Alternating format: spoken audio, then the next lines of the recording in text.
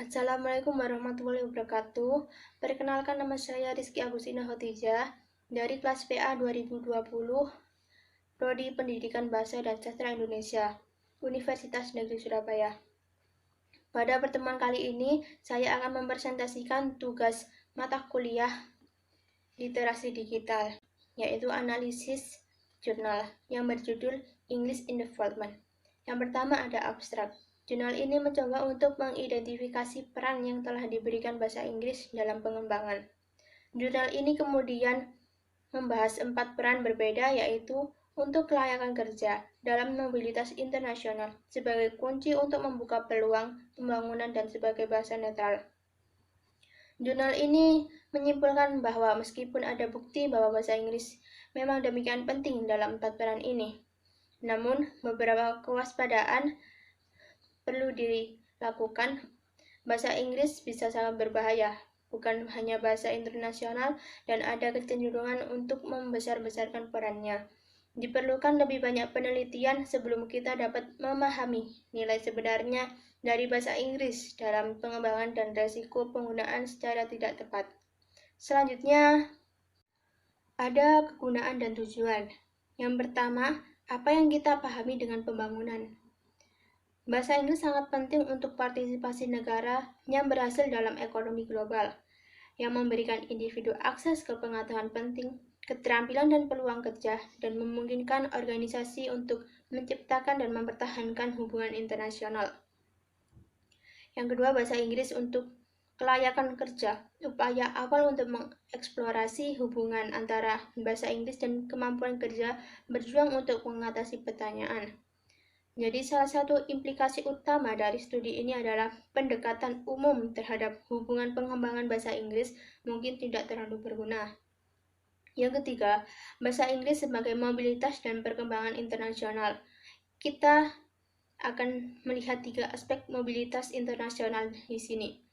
Yang pertama, pariwisata internasional dan mobilitas pelajar internasional. Pentingnya bahasa Inggris dalam mobilitas siswa internasional telah diakui dengan baik, seperti yang ditunjukkan dalam tes kompetisi bahasa Inggris internasional dan TOEFL, di mana sebagian besar lembaga penerima mengharuskan siswa atau peserta didik untuk lulus tes tersebut. Selanjutnya, yang keempat, bahasa Inggris sebagai kunci untuk membuka peluang pengembangan dan mengakses informasi penting. Peran bahasa Inggris di sini untuk membuka peluang pengembangan seperti contoh lowongan pekerjaan dan mengakses informasi-informasi penting untuk menambah wawasan secara general. Yang kelima, bahasa Inggris sebagai bahasa netral atau yang tidak memihak dalam konteks kelembagaan dan nasional. Sejauh perkembangan terhambat, bahasa Inggris telah diberi tugas untuk bertindak sebagai penghubung atau bahasa netral. Selanjutnya, ada efektivitas bahasa Inggris. Yang pertama, terdapat beberapa bukti bahwa ketika bahasa Inggris dipilih sebagai media komunikasi internasional. Jadi, bahasa Inggris sebagai media komunikasi internasional, misalnya dalam perusahaan multinasional, masalah komunikasi yang signifikan dapat dialami dan dapat diatasi. Yang kedua, bahasa Inggris kadang-kadang dikatakan sebagai bahasa internet.